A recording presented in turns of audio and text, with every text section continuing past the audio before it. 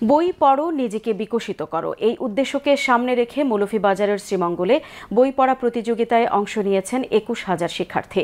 বই পড়া উৎসবে অংশ নেয়া এসব শিক্ষার্থীদের মধ্যে পুরস্কার বিতরণের মধ্য দিয়ে শেষ হয়েছে সাড়া জাগানো এই অনুষ্ঠানের। শ্রীমঙ্গল উপজেলা নির্বাহী অফিসার মোহাম্মদ ইসলাম উদ্দিনের সভাপতিত্বে বিশেষ অতিথি হিসেবে উপস্থিত থেকে শিক্ষার্থীদের বই পড়ায় উৎসাহ প্রদানে বক্তব্য দেন শ্রীমঙ্গল উপজেলা বিএনপির আহ্বায়ক নুরুল আলম সিদ্দিকী, যুগ্ম আহ্বায়ক মোহাম্মদ ইয়াকুব আলী, শ্রীমঙ্গল ভিক্টোরিয়া উচ্চ বিদ্যালয়ের প্রধান শিক্ষক অয়ন চৌধুরী, সেন্ট মার্থার্স উচ্চ বিদ্যালয়ের প্রধান শিক্ষক সিস্টার সঙ্গীতা গোমেজ, বই পড়া উৎসবের পরিচালক, শ্রীমঙ্গল আবৃত্তি উৎসবের সভাপতি ও অগ্রণী ব্যাংকের ম্যানেজার দেবাশিস দাস ও শ্রীমঙ্গল সরকারি কলেজের প্রভাষক সাইফুল ইসলাম।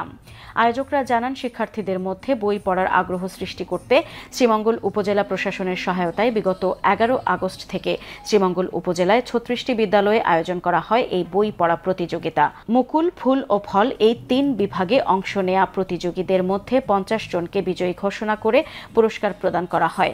পুরস্কার বিতরণী অনুষ্ঠানে আয়োজন করা হয় মনোজ্ঞ সাংস্কৃতিক অনুষ্ঠান।